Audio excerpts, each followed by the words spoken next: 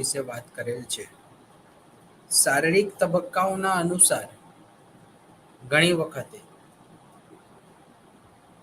એવી પ્રક્રિયાઓ જોવા મળે છે કે જે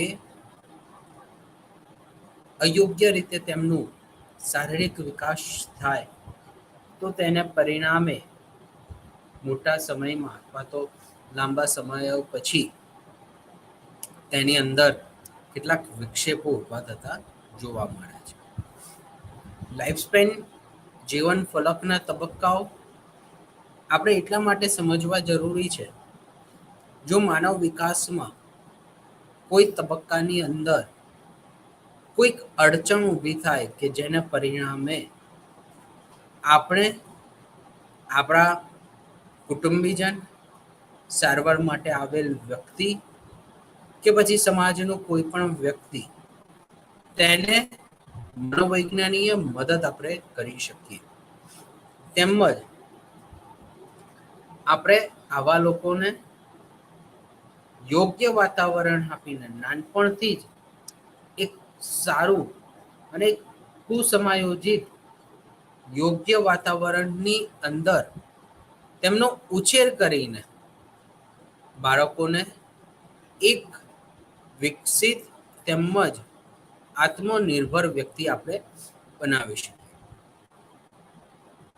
આપણા નવા એજ્યુકેશનલ પોલિસીના અંતર્ગત આ જ માળખા ઉપર ધ્યાન આપવામાં આવેલ છે કે ભારતનો યુવા કઈ રીતે આત્મનિર્ભર બને, કઈ રીતે તે દેશને મદદરૂપ થાય, સમાજને મદદરૂપ થાય. તો તેના માટે જે ડેવલપમેન્ટ આપણા નવા પોલિસીમાં થઈ છે તે જ રીતે આપણે જો આ જીવન ફલકના દરેક તબક્કાઓને ધ્યાનથી સમજીએ અને તેને બાળકોના ઉછેર, તેમના વ્યક્તિત્વના ઘડતર માટે કરીએ તો તેટલો ફાયદો આપણને બાળકોના વ્યક્તિત્વ વિકાસની અંદર જોવા મળે છે. આ તમામ ખ્યાલ ક્યાંક ને ક્યાંક કોઈ દરેક વ્યક્તિની અંદર અલગ રીતે ઉભરી આવેલ અને અલગ રીતે નિર્દેશિત કરતા હોય છે.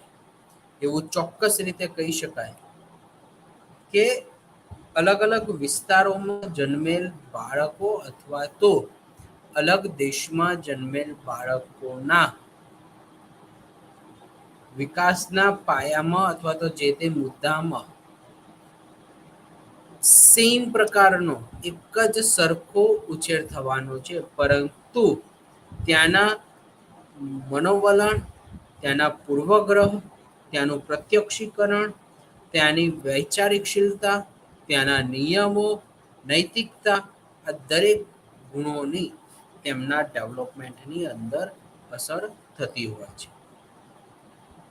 તો આજે આપણે જીવન ફલકના એવા જ એક મુદ્દાના વિકાસ ઉપર વાત કરવી છે કે જે છે બોધાત્મક વિકાસ.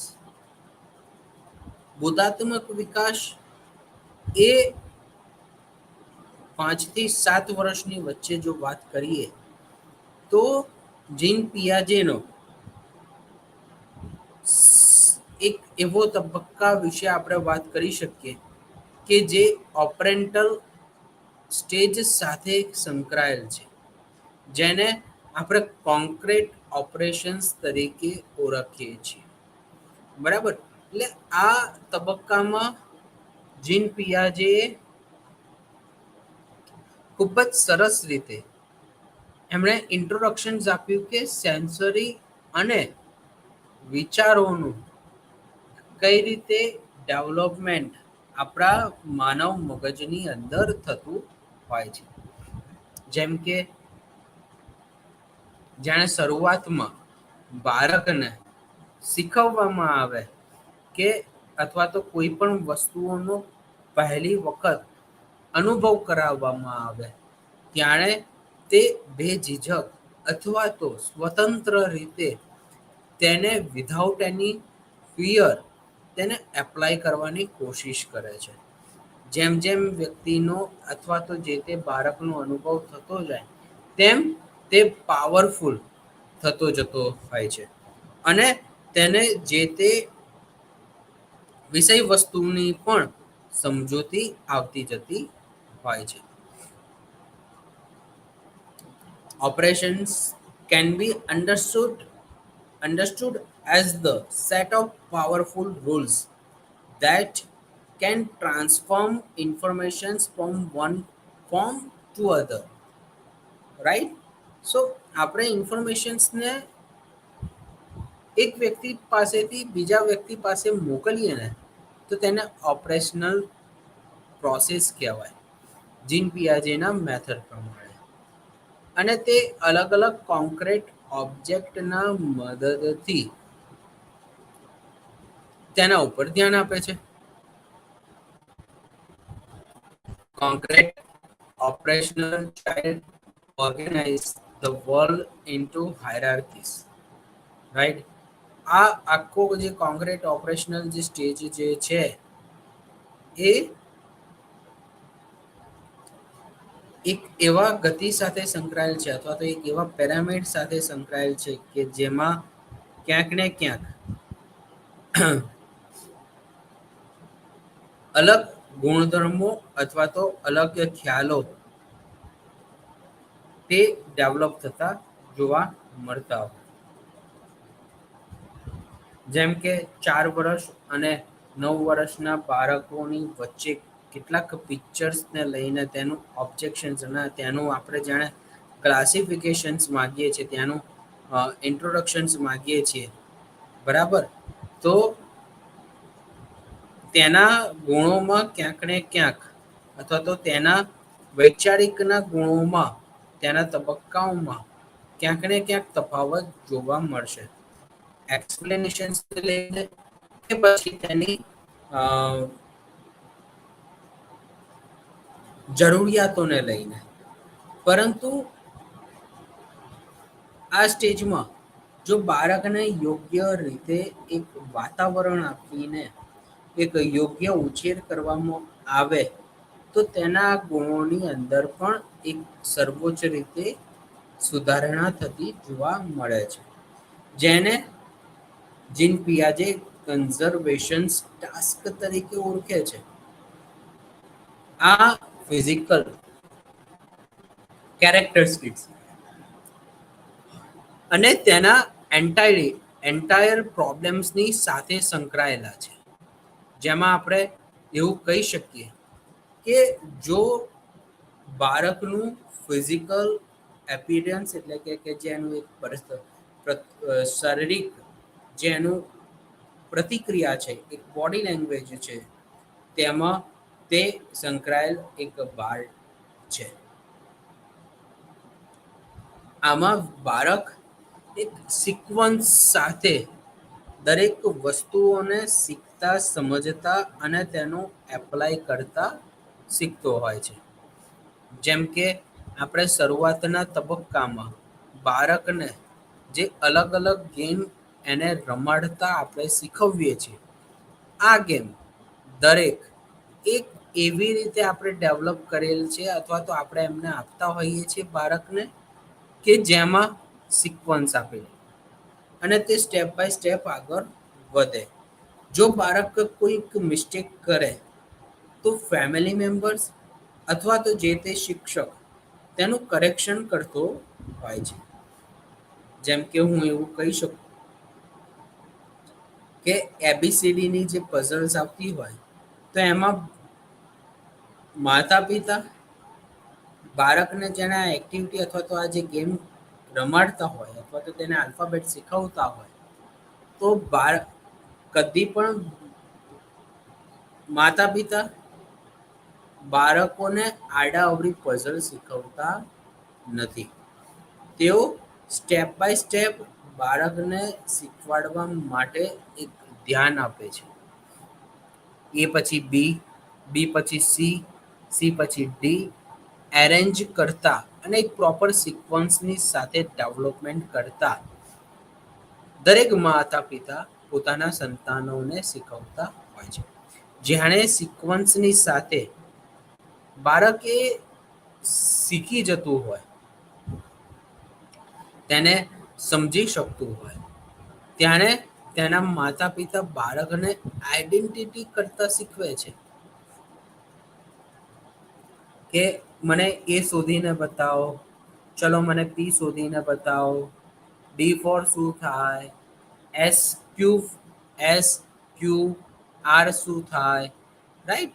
તો આ બધી જે મેથડ જે છે તેને આઈડેન્ટિટી તરીકે ઓળખવામાં આવે છે, અને આ આઈડેન્ટિટીની મદદથી બાળકનો સેકન્ડ તબક્કામાં એક ચેન્જીસ થતો જોવા મળે છે, જે તેને રિવર્સેબિલિટી તરીકે ઓળખવામાં આવે છે.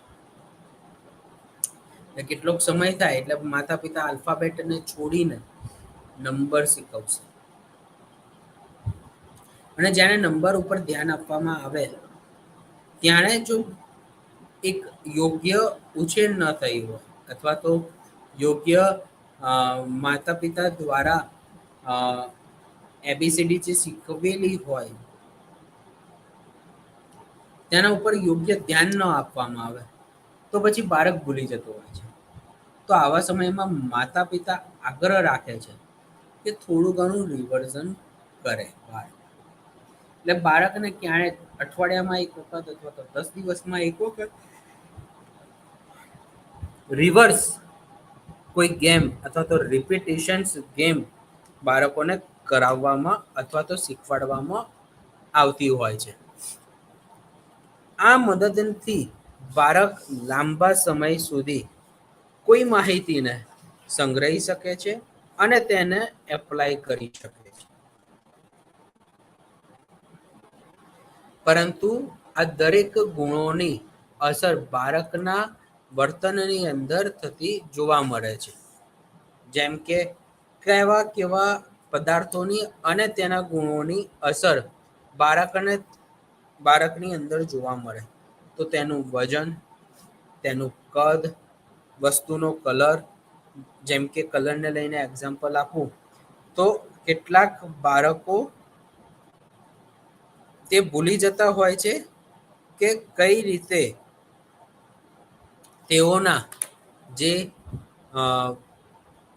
બાળપણની અંદર અથવા તો પાછલા કેટલાક સમયની અંદર કોઈ કલરથી તેમને ફોબિયા થયો હોય અથવા તો કોઈ પ્રકારનો ડર સતાવતો હોય, તો તે ડર લાંબા સમય સુધી જ્યાં સુધી તેની એરર અથવા તો તેનું કરેક્શન નહીં થાય ત્યાં સુધી તે કલરનો ફોબિયા રહેતો હોય છે.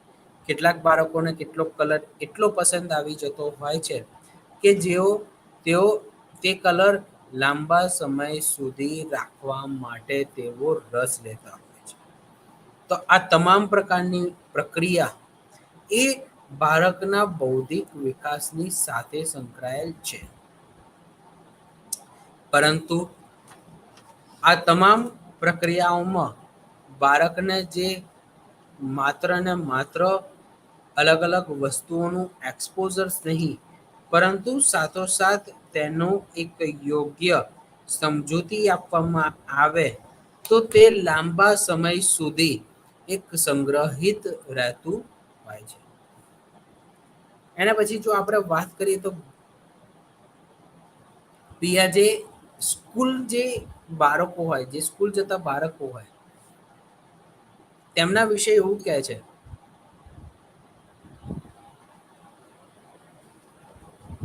કે બાળક લોજિકલ રીઝનિંગ, રાઈટ, એટલે કે તાર્કિક સમસ્યા ઉકેલ એ ત્રીજા ધોરણથી લઈને 5મા ધોરણ સુધીમાં શીખી જતું હોય. અને આ બાળકના ઇન્ટરપર્સનલ લેવલ્સ સાથે સંકળાયેલ હોય છે. જે તે બાળક વ્યક્તિગત રીતે હે ને જે તે બાળક વ્યક્તિગત રીતે દરેક વસ્તુઓને અલગ અલગ રીતે એને ધીમે ધીમે સ્ટેપ બાય સ્ટેપ અલગ અલગ વસ્તુઓનું અને તેની અલગ અલગ માહિતીને સમજતા આગળ શીખતો જતો હોય. જેમ કે હું એવું કહી શકું કે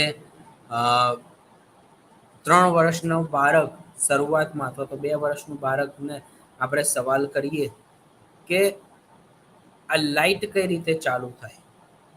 તો શરૂઆતમાં બાળક એવું કહેશે કે સ્વિચ પાડો એટલે લાઇટ ચાલુ થાય. પણ એની પાસે એક લોજિકલ રીઝનિંગ નથી હોતું. બરાબર, કઈ રીતે એનો પ્રશ્નનો ઉત્તર આપવો. જાણે તે 5મા ધોરણમાં પ્રવેશે અને તેને આસપાસના વાતાવરણમાંથી અથવા તો તેને પોતાના નજીકના સગા સંબંધીઓ પાસેથી કોઈક સારી વસ્તુ જો શીખી હોય અથવા તો સમજી હોય તો ચોક્કસ રીતે તેનો એક સ્પષ્ટપણે ઉત્તર આપશે કે લાઈટ સૌથી પહેલા પાણીમાંથી વીજળી ઉત્પન્ન કરીને અથવા તો સોલર સિસ્ટમની દ્વારા એક પેનલમાં જમા થાય છે અને પછી આપણા ઘરની અંદર આવે છે અને સ્વિચ પાડતા તે ચાલુ થાય છે. આનો ઉત્તર ઘણો લાંબો હોઈ શકે, પરંતુ 5 વર્ષ 5મા ધોરણ પછી એટલે કે 11મા અને 12મા ધોરણની અંદર ભણતું બાળક આવો લોજિકલ ક્વેશ્ચન્સ આપવાનો આગ્રહ રાખતું હોય છે.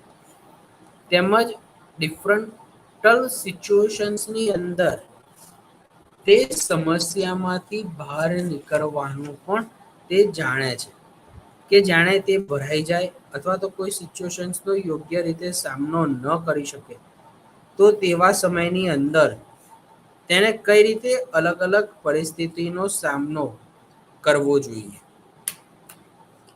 તેમજ તે સમસ્યાને નિવારવા માટેના ઉપાયો માટે કોની મદદ લઈ શકાય તેના વિશે પણ બાળકના વિશે વાત થયેલ છે.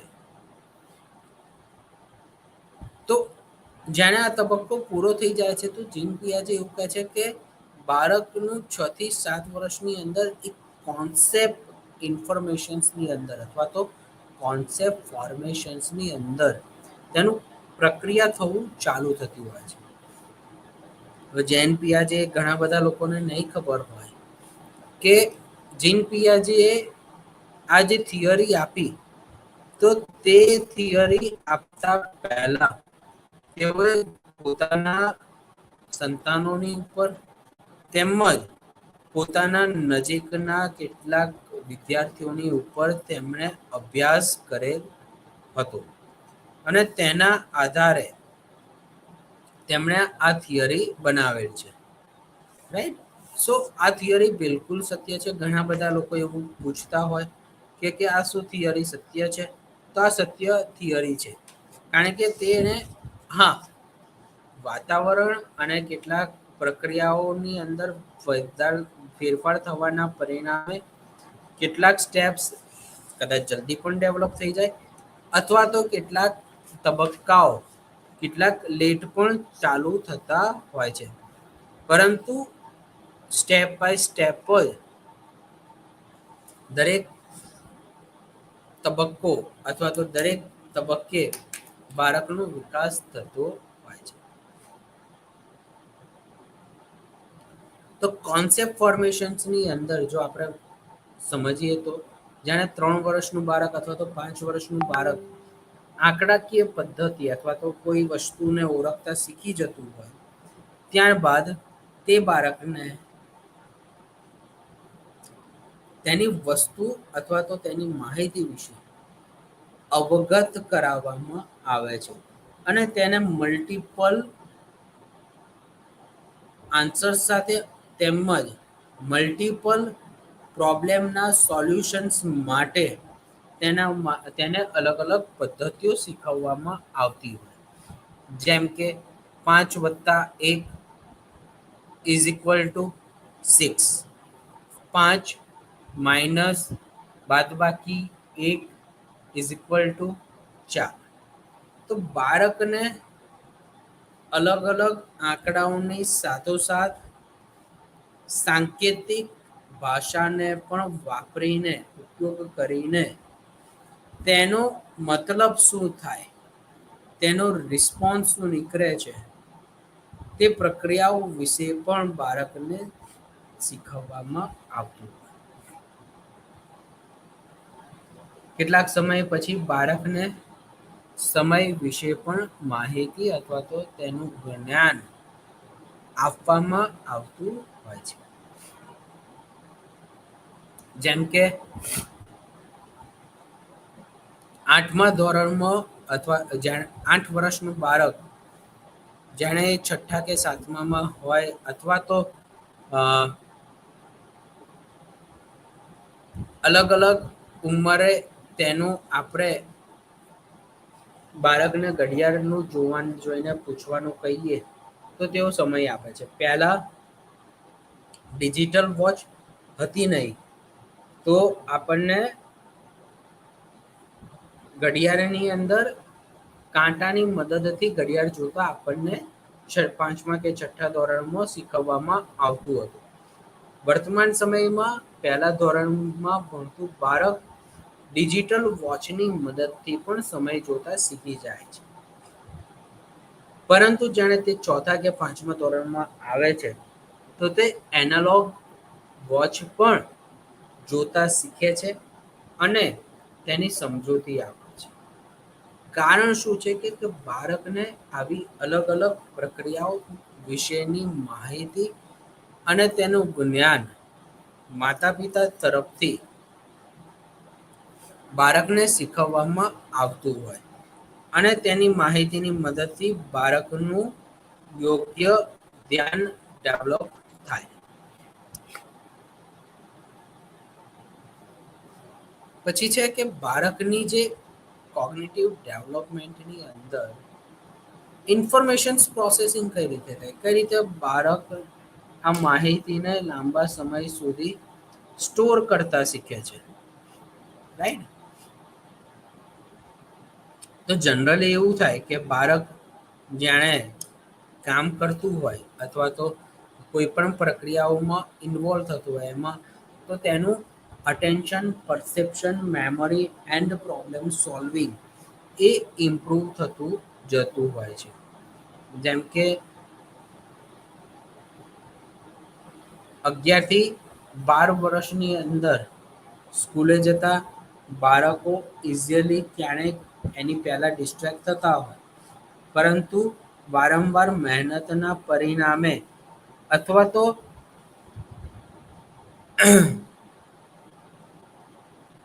તેના અ, વારંવાર 11 અને 12મા ધોરણમાં આવતા આવતા અથવા તો એ 11-12 વર્ષનું પણ બાળક જેમ જેમ મહેનત કરતો જતો જાય તેમ તેમ તેના અટેન્શન્સ, તેના કોન્સન્ટ્રેશન્સ, તેના પરસેપ્શન્સની અંદર પણ ઇમ્પ્રુવમેન્ટ થતું જાય છે. તે લાંબા સમય સુધી જે તે લેક્ચરને એટેન્ડ કરવા માટે રસ લેતો હોય છે. જેમ કે આપણે એવું માની શકીએ કે પહેલા અડધો કલાકનો ક્લાસ કોલેજમાં જાણે બાળક આવે છે ત્યારે તે કલાકના સમયનો ક્લાસ એટેન્ડ કરે છે અને તે 1 કલાક સુધી કન્ટિન્યુઅસલી અથવા તો 1.5 કલાક સુધી જે તે ક્લાસમાં તે એટેન્ડ કરીને અને તેની માહિતી લેતો હોય અને લાંબો સમય સુધી પોતાનું અટેન્શન્સ ડેવલપ કરતો હોય. જેમ જેમ બાળક પોતાની મેમરીના ફંક્શન ઉપર કામ કરે તેમ તેમ તેનું મેમરી પણ ઇમ્પ્રૂવ થતું જતું જોવા મળે છે. મેમરી ઇમ્પ્રૂવ થશે, એની એફિશિયન્સી, વસ્તુઓને સ્ટોરેજ કરવાની ક્ષમતા પણ તેની અંદર વધતી જતી જોવા મળે છે. દરેક વ્યક્તિની માહિતી ને સંગ્રહ કરવા માટેની ક્ષમતા અને તેને યાદ રાખવાની પદ્ધતિ અલગ અલગ હોય છે. જેમ કે હું એવું કહી શકું, એવું ઉદાહરણ આપી શકું કે જાણે બાળક એ કેટલાક ગુણધર્મો સાથે અથવા તો કેટલીક પ્રક્રિયાઓ સાથે અભ્યાસ કરતા શીખે છે, ત્યારે અલગ અલગ વિષયોને કઈ રીતે યાદ રાખવા, તો તેના માટે પણ તે શીખતો જતો હોય છે. તો આપણે જોઈએ છીએ કે કેટલાક બાળકો ને સવારે વહેલા વાંચવું ગમતું હોય, તો એ લોકો સારી રીતે અટેન્શન આપીને વસ્તુને યાદ રાખી શકે. તો કેટલાક બાળકો રાત્રે મોડા સમય સુધી જાગીને વસ્તુઓને યાદ રાખી શકતા હોય છે. પરંતુ આ દરેક વસ્તુ જે તે બાળકની ક્ષમતા અથવા તો તેની સમજૂતી સાથે કનેક્ટેડ હોય છે. અને તે બાળક તે રીતે જ શીખતું જતું જોવા મળતું હોય. પછી છે ભાષા વિકાસ. જાણે બાળક 6 થી 12 વર્ષમાં હોય ત્યારે તેની રીડિંગ અને વર્ડ્સને સમજવાની અને તે વર્ડને એપ્લાય કરવાની ક્ષમતા પણ તેની અંદર ઇમ્પ્રુવ થતી જતી જોવા મળે છે. જેમ કે આપણે એવું કહી શકીએ કે જાણે બાળક સિનિયર કેજીમાં હોય એટલે કે 5 વર્ષનું હોય કે 6 વર્ષનું હોય તે સમયમાં બાળક બહુ જ નાના નાના વાક્યોને વાંચતા શીખે છે. જેમ કે એક ઝાડ હતું, રમત ગાય છે, રમત રમે છે. જાણે બાળક 10મા વર્ષે અથવા તો 12 વર્ષમાં પ્રવેશે છે ત્યારે તે વસ્તુને સરસ રીતે સેન્ટેન્સ સાથે સમજતા શીખે છે તેમજ તેનો સંગ્રહ કરતા શીખે છે. જેને પરિણામે બાળક કોઈ પણ મોટો પેરેગ્રાફ લાંબા સમય સુધી મગજની અંદર સ્ટોર કરતો શીખી જતો હોય અને તેને યાદ રાખીને તેના પ્રશ્નોનો ઉત્તર આપતો હોય છે. બાળકોને શરૂઆતમાં ભાષા શીખવામાં કેટલીક ડિફિકલ્ટીઝ આવતી હોય કારણ કે કેટલાક નવા શબ્દો તેઓ પ્રથમ વખત સાંભળી રહ્યા હોય અથવા તો તેને સમજી રહ્યા હોય જેને કોમ્પ્લેક્સ કન્સ્ટ્રક્શન્સ તરીકે ઓળખવામાં આવે છે. જાણે બાળક ઇરિલેવન્ટ ઇન્ફોર્મેશન્સ લે ત્યારે પણ બાળકને જે તે ભાષા સમજવી અઘરી પડતી હોય છે. જેમ કે એવું સમજી શકાય કે આપણા રાજ્યમાં કોઈક બહારનો વ્યક્તિ આવીને લોકોની વચ્ચે રહે તો આપસમાં શું થઈ રહ્યું છે તો તેની એને સમજૂતી પડતી નથી. અથવા તો આપણે કોઈ આપણા ટેલિવિઝન્સની અંદર કોઈક ન્યૂઝ જોઈ રહ્યા હોય તો એ ન્યૂઝ આપણને એટલું તો નિર્દેશ કરે કે આ કંઈક માલહાનિ અથવા તો જાનહાનિ થઈ છે કે જેના કારણે વસ્તુઓમાં તૂટી ગઈ છે અથવા તો તે વસ્તુ ક્યાંક બીજી રીતે અથવા તો બીજા કન્સ્ટ્રક્ટ રીતે ડેવલપ થયેલ જોવા મળેલ. પરંતુ તેની પાછળનું સાચું કારણ આપણને જોવા મળતું અથવા તો જાણવા મળતું નથી. કારણ કે જે તે ન્યૂઝ એ બીજી ભાષામાં આપણે સાંભળતા હોઈએ. તેથી જાણે પણ આપણે જે તે ભાષા અથવા તો જે તે માહિતીને જાણે આપણે સમજવાની કોશિશ કરીએ છીએ ત્યારે તેની ભાષા પણ ખૂબ જ અગત્યની હોય છે. તો જ આપણે જે તે માહિતીને સ્પષ્ટ રીતે સમજી શકીએ અને તેને વ્યવહારિક રીતે ઉપયોગ કરી શકીએ. તો તેને ઓળખીએ છીએ આપણે ઇરિલેવન્ટ ઇન્ફોર્મેશન્સ. રાઈટ. સો જાણે પણ ભાષાનો વિકાસ બાળકના કેટલાક ઉછેરની અંદર થતો હોય અથવા તો જોવા મળતું હોય ત્યારે ભાષા એક સ્પષ્ટ રૂપે જવી જોઈએ. રિલેવન્ટ ઇન્ફોર્મેશન સાથે જવી જોઈએ. Without complex and disturbing atmosphere સાથે ન જવી જોઈએ. તો જ યોગ્ય રીતે બાળકનું ડેવલપમેન્ટ એ થતું જોવા મળશે. અને ત્યારે જ એગ્રેસિવલી બિહેવિયર રિસ્પોન્સ કરતા હોય છે. જો આપણે સોશિયલ ડેવલપમેન્ટ વિશે વાત કરીએ, એટલે કે સામાજિક વિકાસ વિશે આપણે જો વાત કરીએ, તો દરેક બાળકનો સામાજિક વિકાસ તેના જે વાતાવરણ અથવા તો તેને કેવા લોકોની સાથે તેની મુલાકાત થાય છે તેની ઉપર નિર્ભર થતું હોય. જેમ કે બાળક કેવી શાળામાં ભણે છે, બાળકના મિત્રો મંડળ કેવું છે, બાળકને ઘરમાં કેવું વાતાવરણ મળે છે, રાઈટ. જેમ કે ઘણા બધા પેરેન્ટ આપણી પાસે આવતા હોય ને આ પેરેન્ટ્સની એક કમ્પ્લેન હોતી હોય છે કે અમારા ઘરની અંદર તો બધું સારું છે, અમારા ઘરમાં કોઈ પણ પ્રકારનું ડિસ્ટર્બન્સીસ નથી,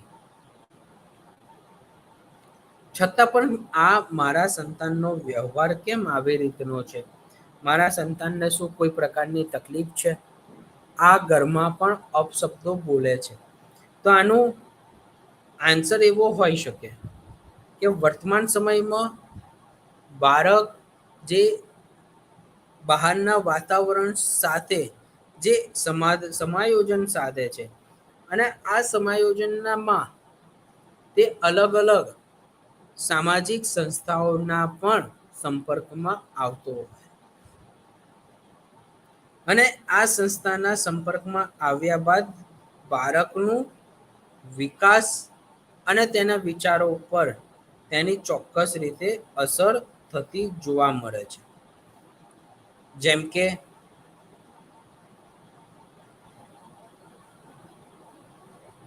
બાળક મોબાઈલ માતા પિતા આપી તો દે છે, પરંતુ તે મોબાઈલની અંદર કેટલાક એવા વિડીયો જોવા પસંદ કરે અથવા તો નેટફ્લિક્સ જેવું ઓટીટી ચેનલ્સ જુએ કે જેને પરિણામે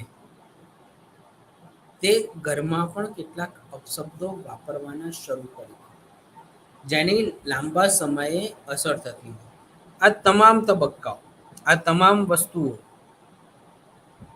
એ બાળકના જે તે ખ્યાલો અથવા તો જે તે સંપર્કમાં આવતા પહેલા ક્યાં સંકળાયેલ છે કે જે સોશિયલી કોઈક ઇન્ફ્રાસ્ટ્રક્ચર સાથે અથવા તો એજન્સી સાથે કનેક્ટેડ થતી હોય. એટલે આપણે આ જો સામાજિક વિકાસ વિશે વાત કરીએ તો relations with parents and siblings એ વિકાસના તબક્કાઓમાં ખૂબ જ અસરકારક ભાગ ભજવે છે.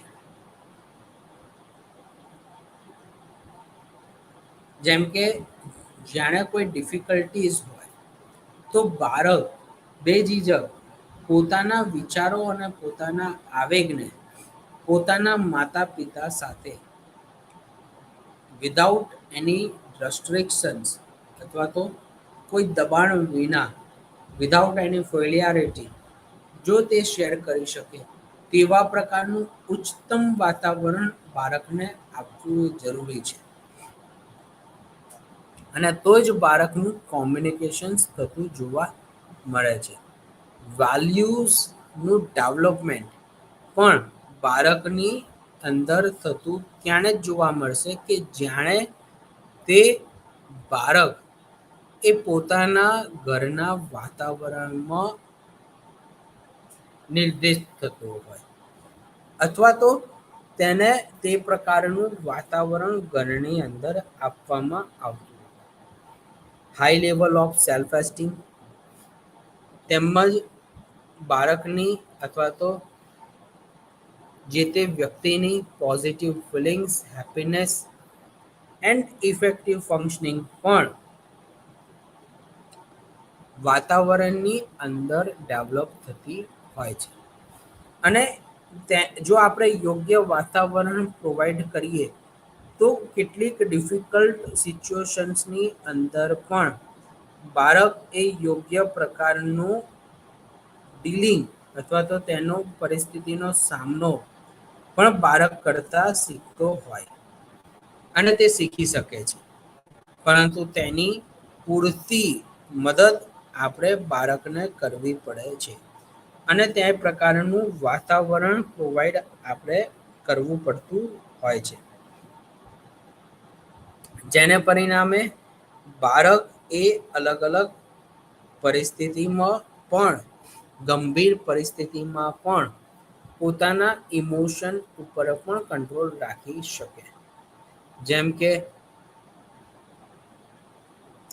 જો ગંભીર રીતે કોઈક કોવિડની અંદર ઘણા બધા ફેમિલીઝને આ કોવિડ અસર થયું, જેને પરિણામે આપણે વાતાવરણ પણ એક સેફ્ટી સાથે જીવવાનું ચાલુ કર્યું. તો કેટલાક પેરેન્ટ જો આમાં એન્ઝાયટીનો અનુભવ કરે અને કોરોનાની અંદર જો એ ડિપ્રેસિવ ફેસની અંદર પોતાને ફીલ કરતા હોય તો તેને પણ પરિણામે બાળકોની અંદર પણ આની અસર થતી ચોક્કસ રીતે જોવા મળશે. જેમ કે બાળક પણ પોતે કોરોનાથી ગભરાઈ જશે અને એવું આપણને જોવા મળતું હતું. તો આવા સમયમાં જરૂરી છે કે આપણે પોતાના સેલ્ફ એસ્ટીમની અંદર કામ કરીએ અને સેલ્ફ એસ્ટીમને ઇમ્પ્રૂવ કરીને આપણે યોગ્ય રીતે પોતાનું ઘડતર કરી શકીએ છીએ. ઇન્ડિપેન્ડન્ટ આપણે બાળકને મેચ્યોરિટી તેમજ એક રિઝનેબલ ગાઈડલાઈન સાથે તેને કોમ્પ્લેક્સ અથવા તો ડિફિકલ્ટ સિચ્યુએશનનું પ્રોબ્લેમનું સોલ્યુશન્સ કરતા શીખવી શકીએ એમ કહીએ છીએ. કેટલુંક બાળકોનું પિયર ગ્રુપ પણ અસર કરે છે. ગુજરાતીમાં એક કહેવત છે કે જેવો રંગ તેવો સંગ, કે પછી જેવો સંગ કે તેવો રંગ, રાઈટ. એટલે જેવો સંગ હોય ને તેવો જ બાળકની અંદર પણ રંગ જોવા મળે. જો તેના ફ્રેન્ડ્સ ખૂબ જ સારા હોય અથવા તો ફ્રેન્ડ્સ એકબીજાને સમજી શકે તેવા હોય તો તેવા સમયની અંદર પણ બાળકનું એક યોગ્ય ઉછેર થતું જોવા મળે છે. હું અહીંયા એક વસ્તુ કહેવા માંગીશ કે જાણે બાળક પોતાના પિયર ગ્રુપ સાથે સંપર્કમાં આવે છે તો તે ઘણી બધી વસ્તુ અથવા તો ઘણી બધી માહિતી, ઘણી બધી ઘટના વિશે અથવા તો પરિસ્થિતિ વિશેની માહિતી પોતાના મિત્રો પાસેથી લેતો હોય છે. આ માહિતી કાં તો અધૂરી હોઈ શકે છે, કાં તો તે ખૂબ જ મર્યાદિત હોઈ શકે છે, જેની કારણે બાળકમાં જે તે વસ્તુઓનું જ્ઞાન પણ અધૂરું મગજમાં છપાતું હોય છે, જેને પરિણામે બાળકના પણ મગજની અંદર ખરાબ અથવા તો બીજા કોઈ ખ્યાલો ઉદ્ભવતા હોય છે અને તેનું તે પ્રમાણે એનાલિસિસ બાળક કરતો હોય. આ પિયર ગ્રુપના ચોક્કસ એવા કોમ્યુનિકેશન્સના કારણે બાળકની એટીટ્યૂડ, તેની વેલ્યુઝ પણ ઇન્ફ્લુએન્સ થતી આપણને જોવા મળે છે, જેને પરિણામે બાળક લાંબા સમય સુધી જે તે વસ્તુઓનું સોલ્યુશન્સ પણ કરતો હોય, રાઈટ. અને એ સોલ્યુશન્સ કાં તો સાચું હોઈ શકે, કાં તો ખોટું હોઈ શકે. તો આ જે તમામ જે ગુણો જે છે તેનો આધાર બાળકના ખ્યાલની ઉપર વર્તતું આપણને જોવા મળે. અભ્યાસ એવું સૂચવે છે કે જે તે સાંસ્કૃતિકની ટેન્ડન્સી પ્રમાણે પણ બાળકોના પિયર ગ્રુપની અંદર ડેવલપમેન્ટ થતું હોય. બરાબર. જેમ કે વર્તમાન સમયમાં ઘણા બધા લોકો વિદેશના કલ્ચર સાથે આકર્ષિત થતા હોય છે અને વિદેશના પરંપરા અથવા તો નિયમો અનુસાર લોકો વ્યવહારિક રીતે લોકોના સંપર્કમાં આવતા હોય, જેનાથી બાળકનું પણ ઉછેર અથવા તો તેનો સમજ પણ એ રીતની જોવા મળશે. સો જરૂરી શું છે કે આપણે પણ બાળકને એક સારા એવા એન્વાયરમેન્ટમાં તેનો ઉછેર થાય અથવા તો સારી રીતે તેની પાસે માહિતી ડેવલપ થાય તેનું આપણે ધ્યાન રાખીએ કે જેથી કરી બાળકના કોગ્નિશન્સની અંદર સોશિયલ ડેવલપમેન્ટ એ ખૂબ જ સરસ રીતે થતું જોવા મળે. પછી છે સામાજિક બોધન. સામાજિક બોધન એ ઇમોશન્સને ઇન્ફ્લુએન્સ કરે છે અથવા તો તેના વિશેની માહિતી આપણને જાણકારી પ્રોવાઈડ કરતી હોય છે. જેમ કે સામાજિક બોધનની મદદથી બાળકમાં ફિલિંગ, બાળકમાં પરસેપ્શન્સ, મોટિવેશન્સ તેમજ ઇન્ટેન્શન્સ પણ ડેવલપ થતા જોવા મળે. તેમજ આ એબિલિટીની મદદથી બાળકમાં યોગ્ય પ્રકારનું વર્બલાઇઝ મેથડ પણ થતું જોવા મળે છે અને બાળક લેબલ બેઝ પણ બાળક કામ કરે છે. સોશિયલ કોગ્નિશન્સ એ જે તે બાળકના ઉંમર પ્રમાણે અલગ અલગ થતું જોવા મળે. જેમ કે 3 થી 7 વર્ષની અંદર ઇગોસેન્ટ્રિક બિહેવિયર બાળકનું આપણને ચોક્કસ રીતે જોવા મળે. જેને જે સોશિયલ ઇન્ફોર્મેશનલ પ્રોસેસ એ 4 થી 9 વર્ષની અંદર થતી આપણને જોવા મળે છે. જેમ કે નવા વ્યક્તિઓ સાથે કઈ રીતની વાત કરવી, કઈ રીતની પ્રોસેસ કરવી, કઈ રીતની સમજૂતી કરવી, આ દરેક ગુણો એ બાળકની સમજૂતી સાથે અથવા તો 4 થી 9 વર્ષની અંદર બાળકમાં ડેવલપ થતા જોવા મળે છે. તો આ એક સામાજિક વહેંચણી અથવા તો સામાજિક આપલે બાળકની સમજૂતીના અકોર્ડિંગ અથવા તો જે તે બાળક ઉંમરના પ્રમાણે અવેર થતું જાય તેમ તેમ તેનામાં ડેવલપમેન્ટ થતું જોવા આપણને મળશે. બાળક એ સેલ્ફ રિફ્લેક્ટિવ બને છે. મીન્સ આ મારી વસ્તુ છે, હું મારી ગેમ કોઈને નહીં આપું, હું જ એકલો આ વાતાવરણની અંદર વસ્તુઓનું ડીલ કરીશ. તો આ જે રીતની જે સમજૂતી જે છે તે સેલ્ફ રિફ્લેક્શન્સ તરીકે ઓળખવામાં આવે છે. એટલે ઘણા બધા લોકો એવું કે પહેલા તો આ એકદમ હસતા સાથે એકદમ કોઈ પણ વસ્તુનું શેરિંગ એ કરી દેતો હતો, પરંતુ અત્યારે એ શેરિંગ કરતા એને આવડતું નથી. તો આજે ગેપ જે છે તે તેનામાં સેલ્ફ રિફ્લેક્શન્સનું ડેવલપમેન્ટ થવાને પરિણામે થયેલ જોવા મળે છે. રાઈટ. પછી છે સેલ્ફ એસ્ટીમ. વિલિયમ જેમ્સના અકોર્ડિંગ કેમ સેલ્ફ એસ્ટીમ એટલે કે હું ઈચ્છું છું, મને ગમે છે, મારે કરવું છે, હું કરવા માંગુ છું. આ દરેક શબ્દો એ સેલ્ફ એસ્ટીમ સાથે સંકળાયેલા છે.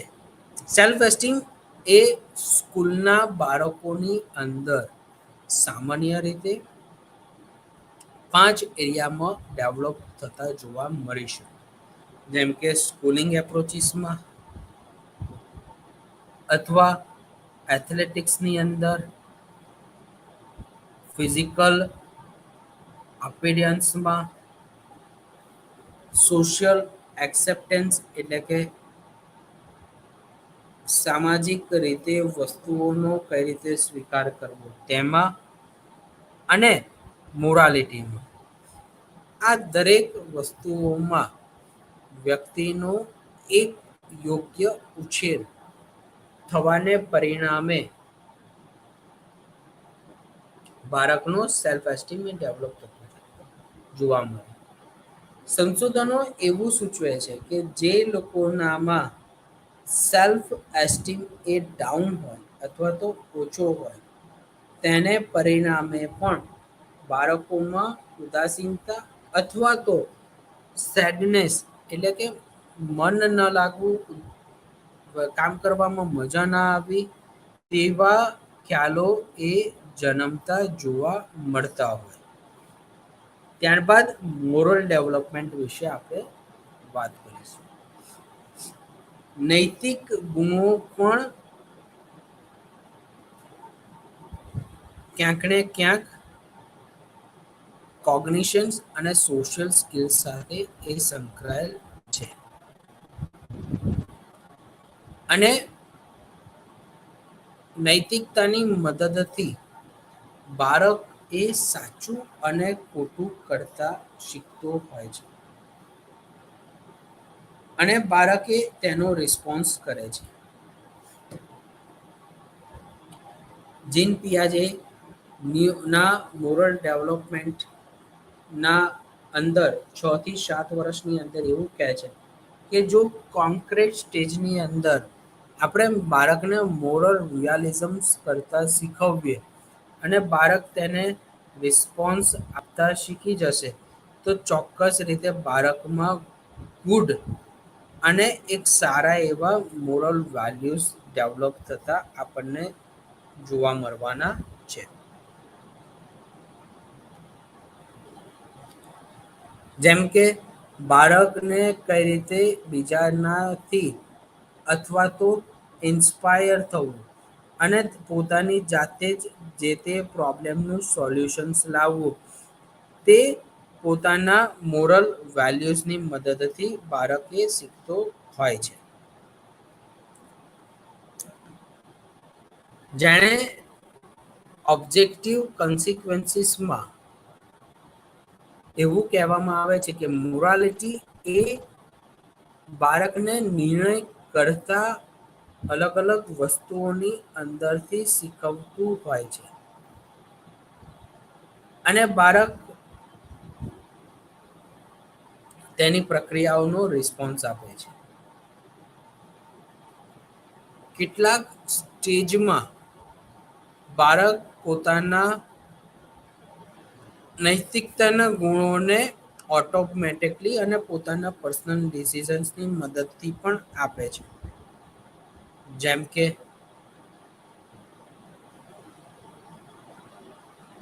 13 વર્ષનું બાળક અથવા તો 15 વર્ષનું બાળક પોતાના અનુભવને આધારે એવું ચોક્કસ રીતે કહે છે કે મારા મમ્મી પપ્પા મને આ જગ્યા પર આવવાની ના પાડશે. કારણ શું છે? કે તેના પેરેન્ટ્સ અને તેના ઘરના લોકો કેટલુંક અયોગ્ય વર્તન અથવા તો અયોગ્ય પરિસ્થિતિ અથવા તો પેલેસ પર જવું તેવો પસંદ કરશે નહીં અને તેની અવગણના કરશે, કે જેના કારણે બાળક પોતે જ પોતાના વ્યક્તિગત નિર્ણય એ લેતા શીખી જતું હોય છે. સો મોરલ ઓથોરિટી એ પોતાના કોઓપરેશન અને મ્યુચ્યુઅલ અન્ડરસ્ટેન્ડિંગ પોતાના નજીકના લોકોની સાથે કામ કરવાથી એ આવતી જોવા મળતી હોય. જેમ કે 9 થી 10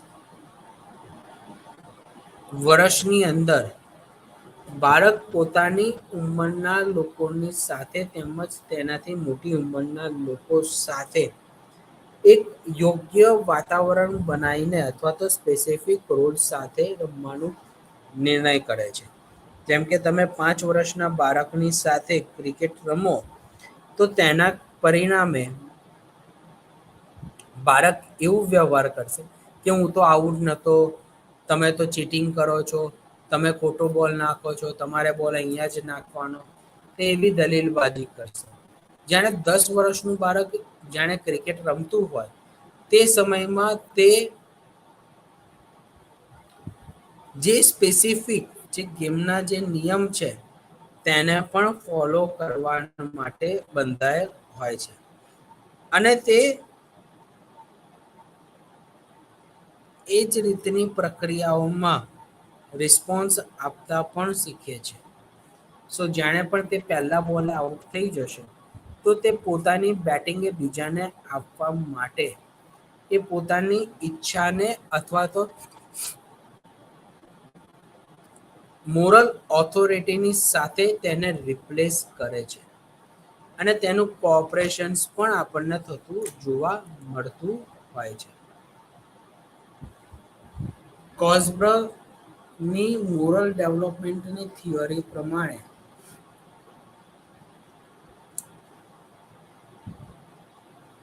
તેણે 3 પ્રકારના લેવલ સૂચવ્યા છે. Pre conventional level, conventional level અને પોસ્ટ કન્વેન્શનલ લેવલ. જેમાં પ્રી કન્વેન્શનલની અંદર જીમ આ કોઝબ્રગ એવું કહે છે કે પનિશમેન્ટ અને ઓબેડન્સના ઓરિએન્ટેશન્સની મદદથી બાળકમાં આપણે એક નૈતિક ગુણો આપણે તેનો સર્જી શકીએ. પછી જે બીજો તબક્કો એવું કહે છે કે ઇન્સ્ટ્રુમેન્ટલ એક્સચેન્જીસની મદદથી બાળકમાં આપણે ઓરિએન્ટેશન્સનું ડેવલપમેન્ટ અથવા તો મોરલ ડેવલપમેન્ટ આપણે કરાવી શકીએ એમ છીએ. કન્વેન્શનલ લેવલની અંદર સ્ટેજ 3માં બાળક વિશે એવું કહે છે કે ગુડ બોય નાઇસ ગર્લ ઓરિએન્ટેશન્સથી પણ બાળકમાં નૈતિક ગુણો ડેવલપ થતા હોય. અથવા તો સિસ્ટમ મેન્ટેન કરતા પણ જો બાળકને શીખવવામાં આવે તો બાળકમાં નૈતિક ગુણો પણ સર્જિત થતા હોય અને તે ડેવલપ થતા જોવા મળે છે. જે પોસ્ટ કન્વેન્શનલ લેવલ છે તેમાં નૈતિક ગુણો સોશિયલ કોન્ટ્રાક્ટ સિચ્યુએશન્સની અંદર જોવા મળે છે. અને સ્ટેજ 6 એ યુનિવર્સલ એથિક્સ પ્રિન્સિપલ્સ સાથે કનેક્ટેડ છે. મોરલ ડેવલપમેન્ટ અને મોરલ બિહેવિયર એ એકબીજાના સુસંગતતા સાથે સંકળાયેલ છે. બાળક એ moral judgement and moral behaviour એ પોતાના મિત્રો, માતા-પિતા તેમજ શિક્ષકોની પાસેથી શીખે છે.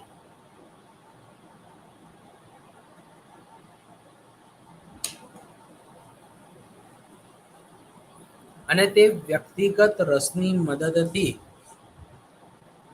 બાળકમાં આવા પ્રકારના નિર્ણયો એ ડેવલપ થતા જોવા મળતા હોય છે.